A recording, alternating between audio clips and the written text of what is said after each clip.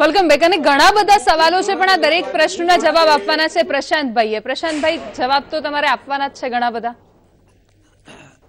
હમણાં અહીંયા મારા વકીલ મિત્ર એ સિવાયના બીજા મિત્ર જે વાત કરતા હતા કે ભાઈ આ વસ્તુ શક્ય નથી, તો મારે એમને યાદ કરાવવું છે કે અશક્યને જે શક્ય બનાવી દે ને એનું નામ જ નરેન્દ્ર મોદી. શરૂઆતમાં તમે જુઓ કે જ્યારે કેન્દ્ર સરકારની જ્યારે શરૂઆત થઈ, ડે 1 થી નરેન્દ્રભાઈએ વચન આપેલું કે આ સરકાર ગરીબોની છે, આ સરકાર વંચિતોની છે, આ સરકાર પીડિતોની છે. જનધન યોજના જ્યારે જાહેર કરી ત્યારે નરેન્દ્રભાઈએ કીધું કે ભાઈ બેંકના અધિકારીઓ ગરીબોના ઘરે ઘરે જઈ ઝૂંપડે ઝૂંપડે જઈ અને એકાઉન્ટ ખોલાવશે. ત્યારે આ કોંગ્રેસના મિત્રો કે કહેવાતા વકીલ મિત્રો માનતા નહોતા. ત્યારે એમ કહેતા હતા ઘરે આવું થોડું થાય. એને બદલે હું આપની વાત નથી કરતો, વ્યક્તિગત ના લો, એને બદલે 32 કરોડ ગરીબોના આજે બેંક એકાઉન્ટ છે. ત્યારબાદ ગરીબ મહિલાઓના ઘરે ઘરે ચૂલા પહોંચાડવાની વાત, એમાં પણ વિરોધ પક્ષ હાથી ઉડાડતો હતો. એને બદલે આજે 7 કરોડ ગરીબ મહિલાઓના ઘરે ચૂલો પહોંચી ગયો છે. એટલે કહેવાનો મતલબ છે કે નો ડાઉટ બંધારણની જે લોકસભાનો એજન્ડા આવી ગયો છે આવતીકાલનો, એમાં ક્યાંય નામ નથી. બધાના જવાબ આપું છું. એટલે રહી વાત બંધારણની, તો બંધારણમાં પણ જે રીતની જોગવાઈ છે એ જોગવાઈ અનુસરીને અનુચ્છેદ 15 કે 16માં જે સુધારા, જે સંશોધન કરવું પડે. અને હવે તો કેન્દ્રમાં ભારતીય જનતા પાર્ટીની સરકાર છે, સંસદમાં અમે આ બિલ લઈ આવશું. અને હું તો કોંગ્રેસના મિત્રોને પણ કહીશ કે રાજ્યસભામાં આ બિલને પાસ થવા દેજો ભાઈ. ટ્રિપલ તલાક જેવું ન કરતા કે બહાર આવી અને જુદી વાત કરવી, બહાર આવી અને લોકોને ઉશ્કેરવા, અનામતના નામે આંદોલનો કરવા, રાજકીય રોટલા શેકવા, અને સંસદમાં વિધાનસભામાં ટેકો નો આપો. ગુજરાત વિધાનસભામાં પણ કોંગ્રેસે શું કર્યું? 10% ઈબીસી અમે લઈ આવ્યા. આજ કોંગ્રેસના મિત્રો બહાર જે આંદોલન કરતા એ વિધાનસભામાં ઈબીસી બિલનો વિરોધ કરે. એટલે આ બે મોઢાની વાતો કોંગ્રેસના જે દેખાડવાના ને ચાવવાના જે જુદા છે એ આમાં મહેરબાની કરીને ન કરતા. કારણ કે આ સવાલ એ કોઈ રાજકીય નથી, પરંતુ દેશના કરોડો એવા લોકો જે સવર્ણ વર્ગમાં હોવા છતાં એ દિવસે ને દિવસે ગરીબ પછાત બન્યા કોંગ્રેસની નીતિઓના કારણે.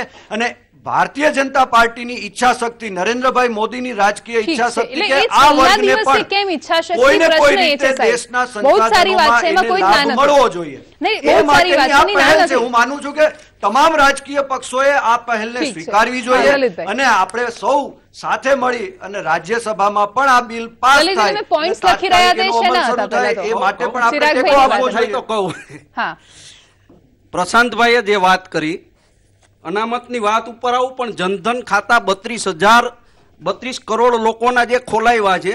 તમારી પહેલી જાહેરાત એવી હતી આ સરકારની કે જનધન ખાતા વગર પૈસે ખોલવામાં આવશે. પાછળથી તમે એમાં પૈસા નાખવાના કહ્યા અને 30,000 કરોડ રૂપિયા 30,000 વચમાં બોલો જૂઠાણા ન ફેલાવો છે તો જવાબ દો. શા માટે જૂઠાણા ફેલાવો? 32 કરોડ જનધન એકાઉન્ટ છે એ ઝીરો બેલેન્સમાં અધિકારીઓ ઘરે ઘરે જઈ ગામડામાં ઝૂંપડે લલિતભાઈ આ કોંગ્રેસને ન સમજાય કારણ કે તમે આટલા વર્ષો ગરીબોની ક્યારેય ચિંતા ન કરી એટલે આ તમને ન સમજાય.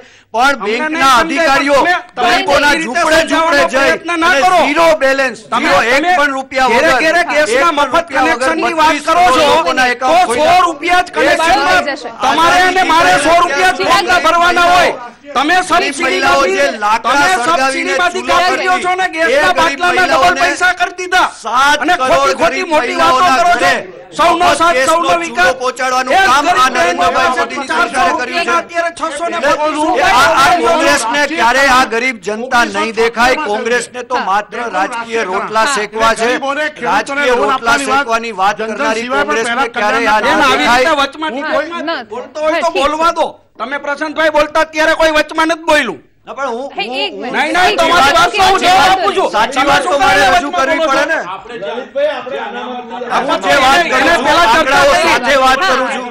સચ્ચાઈ સાથે વાત કરું છું એટલે મારે જે ખોટી વાત હોય તો ખોટી વાત તો તમે ખોટી વાત કરો છો એનો હું જવાબ દઉં. તો આંકડાઓ સાથે વાત કરું છું, હું આંકડા સાથે વાત કરું છું. એકબીજાને કરેક્ટ કરવામાં ટાઈમ જતો રહેશે. આપણે તમે જે મુદ્દા લખ્યા હતા આપણે એમના પર હું એ મુદ્દા જે બોલતા હતા જૂઠાણા સત્ય. અચ્છા અમે કહીએ જૂઠાણા અને તમે કયો સાચું. છે. તમે તમારી સાથે આવો, ગંગાની સફાઈ નથી કરી અને ગંગામાં નાહવાની વાત કરો છો. મત વિસ્તાર તમારા ગંગામાં નાહવાની વાત કરો છો. ઝૂંપડામાં પ્રશ્ન બેંકના અધિકારીઓ ઝૂંપડામાં જઈ અને ઝીરો ખાતા ખોલાવ્યા અને પછી 30,000 કરોડ રૂપિયા લઈ લીધા. ખુલે છે એ તમને નથી ખબર.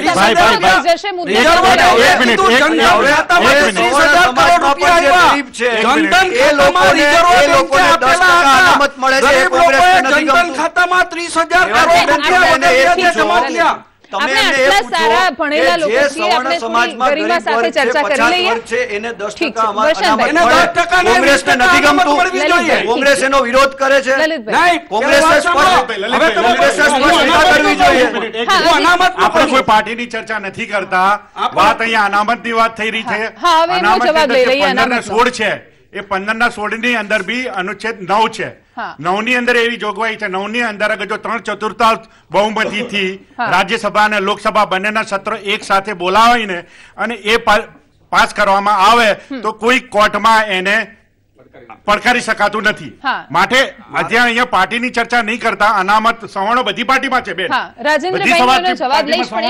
એટલે બધા વિચારીને કહો. ઇલેક્શન કોંગ્રેસ માટે બી છે, ઇલેક્શન બીજેપી માટે છે.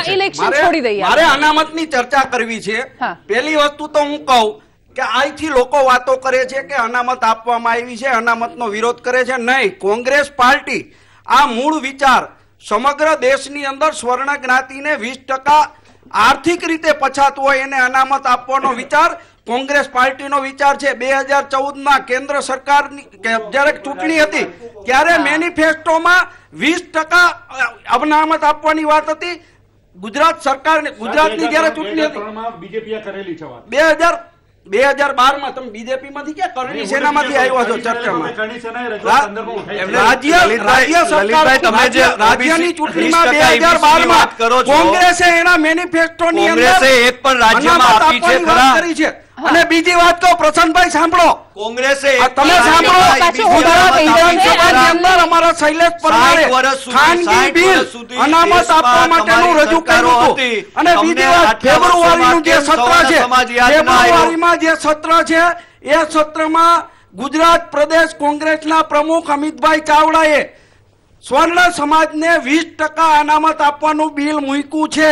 ફેબ્રુઆરીની અંદર છે. જે રાજ્યોમાં કોંગ્રેસની સરકારો હતી એક પણ રાજ્યમાં કોંગ્રેસે 20% અનામત આપ્યું છે. આજે તમારી મધ્યપ્રદેશમાં સરકાર છે, રાજસ્થાનમાં છે, તમારા રાજ્યોમાં ઈબીસી અનામત આપી છે. ગુજરાત વિધાનસભાની અંદર અમારું પ્રાઇવેટ બિલ છે. કોંગ્રેસ તમારીમાં તાકાત હોય તો ફેબ્રુઆરીમાં જે સત્ર મળે છે એ સત્રમાં તમે અમારી હારે ચર્ચા કરવા આવો. સરકારે 10% ઈબીસી અમે લઈ આવ્યા તો ત્યાં અંદર તમે વિરોધ કરો. અમારામાં ચર્ચા કરવાનું કેવળ હોય ગુજરાત વિધાનસભામાં ફેબ્રુઆરીમાં એને નાટક તમે કરો છો. બીજાને મોકો આપો ને. હું એમને કહી રહી છું એટલે હા ઠીક છે. અત્યારે ખૂબ જ મહત્વના સમાચાર સામે આવી રહ્યા છે. રાજ્યસભાના શિયાળુ સત્રને એક દિવસ લંબાવાયું છે. દરેક પ્રશ્નાર્થ ચિહ્ન પર હવે પૂર્ણ વિરામ મુકાઈ જશે. 9 જાન્યુઆરી સુધી રાજ્યસભાનું આ સત્ર ચાલશે. આવતીકાલે લોકસભામાં રજૂ થશે આર્થિક અનામત બિલ. આખરે આવતીકાલે રજૂ કરવામાં આવશે. ભાજપ અને કોંગ્રેસે તમામ સાંસદોને 3 લાઇન વ્હીપ જાહેર કર્યો છે અને તમામ લોકોને હાજર રહેવું પડશે આ ચર્ચામાં. કેન્દ્રીય કેબિનેટમાં સવર્ણોને 10% આર્થિક અનામતને મંજૂરી મળી ગઈ છે. આવતીકાલે લોકસભામાં પણ લોકસભામાં રજૂ કરવામાં આવશે. ચૂંટણીને લઈને આ જાહેરાત કરવામાં આવી છે અને રાજ્યસભામાં પણ વિશેષ સત્રને લંબાવાયું છે. સરકારી નોકરી અને ઉચ્ચ શિક્ષણમાં અનામત મળશે. અને હવે એટલે જ પહેલા લલિતભાઈનો જવાબ લઈ લઉં કે લલિતભાઈ મળી ગયો જવાબ. હવે થશે ચર્ચા. કોંગ્રેસ આપશે ને? કોંગ્રેસ 100% સહકાર આપવાની છે. આ મુદ્દો છે એ જો હું તમને કહું, જીએસટી બિલ પહેલા કોંગ્રેસ લઈ આવી હતી ત્યારે આ ભારતીય જનતા પાર્ટીએ વિરોધ કર્યો હતો. પાછળથી અમારી નીતિ સાચી લઈ ગઈ એટલે એને સહકાર આપ્યો છે. એ તો વાંધો નહીં, પણ હવે આમાં તો થશે ને. જે વિદેશી રોકાણ છે એ રોકાણમાં પણ ત્યારે વિરોધ કર્યો હતો. તમે એમના જેવું ના કરો. આ અનામતના મુદ્દે સામાન્ય ફેરફારો હશે તો ફેરફારો ઉપર ચર્ચા કરી અને કોંગ્રેસ પાર્ટીએ સ્ટેન્ડ નક્કી કર્યું છે કે આ અનામતને ઈબીસી અનામતને 100% સહકાર આપવાના છે. એટલે જેમને ખ્યાલ ન હોય એના નોલેજ ઉપર મૂકું કે કાલે કદાચ લોકસભામાં ચર્ચા થવાની જ નથી. થાય તો કોંગ્રેસ પાર્ટી એને સહકાર આપવાની છે. હા, થવાની છે. વ્હીપ પણ જાહેર કર્યો છે. કોંગ્રેસના મિત્રોને ભારતીય જનતા પાર્ટી જે જાહેરાત કરી છે ને, જાહેરાતથી જ એમને 2 બાકડા બની ગયા છે અને તકલીફ પડવા માંડી છે.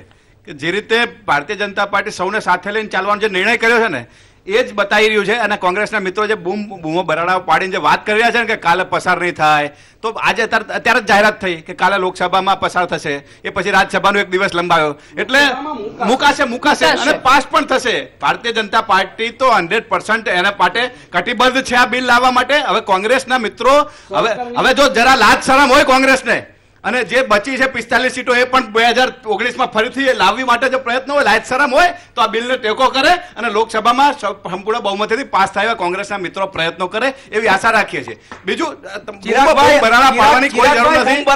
ગુજરાતના પાસ આ ઓરિજિનલ હવે વચ્ચે ના બોલો.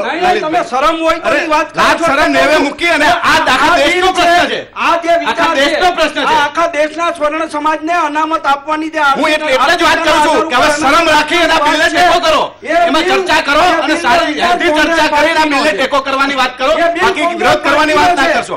બીજું ગુજરાતના જેટલા આંદોલનકારી હતા એટલા વાત કરતા કે ગુજરાત વિધાનસભામાં બિલ મૂકો. આજે ભારતીય જનતા પાર્ટીએ લોકસભામાં બિલ મૂક્યું છે, તો એ બિલને ટેકો કરવાની તમારી જવાબદારી છે. પરંતુ આજે તકલીફ બતાવી રહી છે વિધાનસભાની અંદર બિલ મૂક્યું છે. હું તો આંદોલનકારીઓની દુકાનો બંધ થઈ જવાની છે. આંદોલનકારીઓની દુકાનો બંધ થવાની છે. તમારી તકલીફ પડે છે. એક તો તમારી થઈ છે. ભારતીય જનતા પાર્ટી હાલ વિરામનો સમય થયો છે. હાલ વિરામનો સમય થયો છે. પ્રશ્ન એ છે કે આંદોલન તો હતું અનામત અપાવવા માટે, અનામત મળી રહી છે, અનામત માટે દુકાનો શું કામ ખોલી રાજનીતિની, એ પણ સવાલ છે. હાલ રોકાઈશું વિરામ માટે. Welcome back. રાજેન્દ્રભાઈ, હવે લોકસભામાં પણ રજૂ થઈ જવાનું છે બિલ, રાજ્યસભામાં પણ દિવસ એક વધારી દેવામાં આવે છે, પણ આ બધાની શું અસર જોવા મળશે અને આ બિલનું ભવિષ્ય શું લાગે છે? આની જાહેરાત કરવામાં આવી છે. હા, એનું અમલીકરણ કદાચ આના પછીની સંસદે નહીં કરી શકે એટલું લાંબુ કોમ્પ્લિકેટેડ છે. સમજો હું એક્ઝેક્ટલી શું બોલું છું. ઇટ મે ટેક 5 years કારણ કે આની ચર્ચા થાય. આમાં જે રિઝર્વેશનમાં કોણ ડિઝર્વિંગ છે એની વ્યાખ્યા આપવામાં આવી. અમુક ક્ષેત્રમાં એ ધરાવતો એ આપી છે કરી, પણ એમાં પણ દરેક જગ્યાએ તમે જુઓ તો રાજસ્થાનમાં 5 હેક્ટર જમીન હોય, આ કેન્દ્રનું બિલ છે. અને ગુજરાતમાં હોય, ગુજરાતમાં હું તમને કહું કે ચરોતરમાં 5 હેક્ટર જમીન હોય અને 5 હેક્ટર જમીન સુરેન્દ્રનગરમાં તો જામનગર ભાવનગરમાં હોય, તો એ બંનેની ઉત્પાદકતા જુદી છે. તમે લેન્ડ સીલિંગ એક્ટનો કાયદો જુઓ ને, એગ્રીકલ્ચર સીલિંગ એક્ટ, તો સીલિંગ એક્ટ દરેક જગ્યાએ સીલિંગ જુદી આપે છે. તો આ સર્વગ્રાહી વ્યાખ્યા નહીં શકી શકે. હું ફરી વાર રિપીટ કરું છું, એક સર્વગ્રાહી વ્યાખ્યા ના હોઈ શકે. That cannot be a unanimous definition of economically weaker people. એટલે આ વ્યાખ્યાઓ નક્કી કરવાની. અને ખરેખર કહું, અમારા હાઈકોર્ટમાં કોઈ મેટર હોય, મને ખબર છે કે મારા સામે પ્રતિવાદી આ છે, આ રિસ્પોન્ડન્ટ આ છે, તો અમે એને એડવાન્સ કોપી આપીએ કે તું વાંચીને તૈયાર થઈને આ મારા પુરાવા તારા પુરાવા લઈને આવ્યા. તો ખરેખર એ નામ સ્પોર્ટ્સમેન સ્પિરિટ કહેવાય કે ભાઈ સામેવાળા બધા પક્ષોને કહી દે આ અમારી દરખાસ્ત છે, તમે અમારા વિરુદ્ધમાં જાઓ. અમે સહકાર માંગવાની ક્યાં જરૂર છે? તમે ભિક્ષુક છો? સહકાર શું કામ માંગો? તમે સાચા જ છો, તમે કલ્યાણ કરવા જ નીકળ્યા છો, તો એડવાન્સ કોપી આપો, એમને વાંચી લેવા દો કે this are our evidences, this are our apprehensions. હવે તમે કોન્ટ્રીબ્યુટ કરો. છેલ્લી કમેન્ટ્સ લઈ લો બધાની. હા, કુલદીપભાઈ. મારે કેવું છે કે આપણે દરેક વસ્તુ કેમ અમે જ પહેલા અને અમે જ કર્યું, એ આ અટલ બિહારી વાજપેયી જયારે વડાપ્રધાન હતા ત્યારે બોલ્યા હતા કે આ દેશનો વિકાસ થયો બધા પક્ષોનો ફાળો છે, એટલી તો વિશાળ દિલ રાખવું જ પડે. એમના જ નેતા બોલેલા છે ને અત્યારે આપણે કહીએ છીએ અમે જ કર્યું, અમે જ પહેલા, આટલાની છાતી, ફલાણા ઇંચની છાતી, એ બધું ના કરજો. મને આમાં બુ આવે છે ચૂંટણીની અને રાજકારણની. અહીંયા વાત કરતા વિકાસની, તો દેશને તમે જે ગરીબ તબકો છે ગમે તે સમાજમાં આવતો એને વિકાસ, એને ફાયદો આપવા એમાં તમે ઉપકાર નથી કરતા. શા માટે ઢોલ વગાડો અને ચૂંટણીમાં એને વોટમાં ફેરવી નાખો છો? બીજી મારે એક વાત કરવી છે અહીંયા કે તમે જે આમાં 10% શું આપશો એનો આધાર શું છે? એ આધાર સ્પષ્ટ નથી. એ આધારની જ્યારે ચર્ચા લોકસભામાં થવાની છે, રાજ્યસભામાં થવી જ જોઈએ ચર્ચા, ડિબેટ, અને ચર્ચા કરે, પ્રશ્નો પૂછે, વિરોધ પક્ષ એની ભૂમિકા છે, તો એને તમે વિરુદ્ધ નહીં કહેવાનું તમે એના વિરોધમાં છો. કારણ કે ખામીવાળું બિલ એને મંજૂરી આપે તો બધા પક્ષોનો આપણે દોષી ગણવા જોઈએ. એટલે આ બધી વસ્તુ પણ આપણે વિચારવી રહી. આમાં માત્ર હમણાં 10% આખો દેશનું જાણે કલ્યાણ થઈ જવાનું, 10%માં બધા લોકોને મળી જવાનું છે, જેમ વકીલ સાહેબે કીધું, આ કોમ્પ્લિકેટેડ છે અને આપણે બહુ ગંભીરતાથી વિચારવો રહ્યો આ મુદ્દાને. ઇકરામભાઈ, આજે અનામતનું એ જ છે કે જો લોકસભામાં પણ કાલે ચર્ચા થશે, પણ એક ઇમ્પોસિબલ એવું લાગતું હોય કે પ્રશ્ન છે કે આ આજે જે ઇમ્પ્લિમેન્ટેશન માટે બાબતની જે છે ને એ બહુ જ મુશ્કેલ છે ને. 2% આ બધી વસ્તુ 2% માટેની છે ને. મૂળ તો વાત એ છે કે આપણે વાત કરીએ કે રિઝર્વેશન આપવા માટેની વાત કેમ કરવી પડે? જે રીતના સરકારનું જે ગુડ ગવર્નન્સનું જે કામ હોય છે કે સિટીઝન્સને એમ્પાવર્ડ કરવાને, એમને આર્થિક રીતે સદ્ધર કરવાના જે બધા પ્લાનિંગ હોવા જોઈએ એ પ્લાનિંગ નથી થાય, એના હિસાબે આ લોકો બેકવર્ડ થાય છે. સ્વર્ણ કહીએ કે નીચે બીજી જાતિના લોકો. કેમ આ થયું છે? આમાં છે જે ગુડ ગવર્નન્સ ની વાત છે, ગવર્નન્સ બરાબર નથી, એના હિસાબે આ બધું થયું છે. ને એમાં સરકાર પછી વોટ એ કે આ રીતે કરીને ઇમોશનલી જે છે કે વોટ લેવા માટેના બધા પ્રયત્નો છે જે ના હોવા જોઈએ. લોકો સિટીઝન સાથે જે છે એ છલ કપટથી કામ ના હોવું જોઈએ. શહેરીઓ જે છે સમજે છે, હવે સમજુ થઈ ગયા છે ને યુવાનો જે છે હવે છેતરાવા નથી આ બાબતથી. આની અંદર બિલની અંદર ખાસ મુદ્દા આપેલા જ છે કે 8 લાખની લિમિટ આપી છે. રેસિડેન્શિયલ એમનું ઘર 1000 સ્ક્વેર ફીટ હોય એને, અથવા તો એની પાસે 100 વારનો પ્લોટ સિટી એરિયાની અંદર અથવા તો 200 વારનો પ્લોટ આઉટસાઇડ એરિયાની અંદર હોય, એ લોકો એલિજિબલ થશે. 5 હેક્ટર જમીન હોય એ લોકો એલિજિબલ થશે. એટલે એક ક્રાઇટેરિયા નથી, 4-5 ક્રાઇટેરિયા એની અંદર નક્કી કરેલા છે કે જેનાથી તમને આ ફાયદો થાય. તે છતાં બી જેમ અત્યારે બીજા અધર એસસી ની અંદર જે 8 લાખની લિમિટ છે, તો આમાં બી 8 લાખની લિમિટ છે. એટલે કોઈ એમ કહેતું હોય કે ભાઈ 60,000 આવક એ નથી, એ દરેક જણને 60,000 આવકની અંદર ઘર પૂરું ના બી થઈ જાય કે બોમ્બે જેવા એરિયા, દિલ્હી જેવા એરિયામાં રહેતા હોય તો 60,000 માં ઘર પૂરું ના બી થાય. હા જયસિંહ, છેલ્લી કમેન્ટ. હવે મારે જે સરકારે આપ્યું છે એને લોલીપોપ કોઈ કહે છે અને કોઈ શું કહે છે, મારે એનાથી કોઈ મતલબ નથી. સરકાર અગર જો પ્રજાને ઉલ્લુ બનાવતી હોય તો અત્યારે આ જે ઇલેક્શન ગયું 3 રાજ્યોમાં જોઈ લીધું છે. અમારા સુખદેવસિંહ ગોગામેડીએ 7-7 લાખની પ્રજાઓ ભેગે કરીને અને આ જે નોટાઓ પડ્યા છે એ નોટાઓ પરથી સરકારે અને બીજી પક્ષોએ બી સમજી જવું જોઈએ કે પ્રજા બેવકૂફ નથી. એટલે માટે જે ઇલેક્શન અનુલક્ષીને જો આ લોલીપોપ ને આપતા હોય તે વસ્તુ ભૂલી જજો. અને ખરેખર જો આ કાયદાની અંદર અનુચ્છેદ 9 ની અંદર લઈને લોકસભા અને રાજ્યસભાને બંને બોલાવીને અને આ જો કાયદો અનુસરતા હોય તો વેલકમ છે. અમે બીજેપી સરકારને બી આવકારીએ છીએ અને ખૂબ ધન્યવાદના પાત્ર ગણીએ છીએ. બિલકુલ. તો આપ તમામનો ખૂબ ખૂબ આભાર અમારી સાથે જોડાવા બદલ, ચર્ચામાં ભાગ લેવા બદલ. અને આખરે પરિસ્થિતિ એ છે કે જો બિલ આ પાસ થઈ જાય છે, અનામત મળી જાય છે, તો એક નવી વસ્તુ પણ જોવા મળશે કે હવે આવકના પ્રમાણપત્રથી લઈને રહેઠાણના પુરાવા કેવી રીતે નકલી મેળવવા ને એમાં કેવી રીતે એજન્ટ્રાજ એ પણ જોવા મળશે. નમસ્કાર.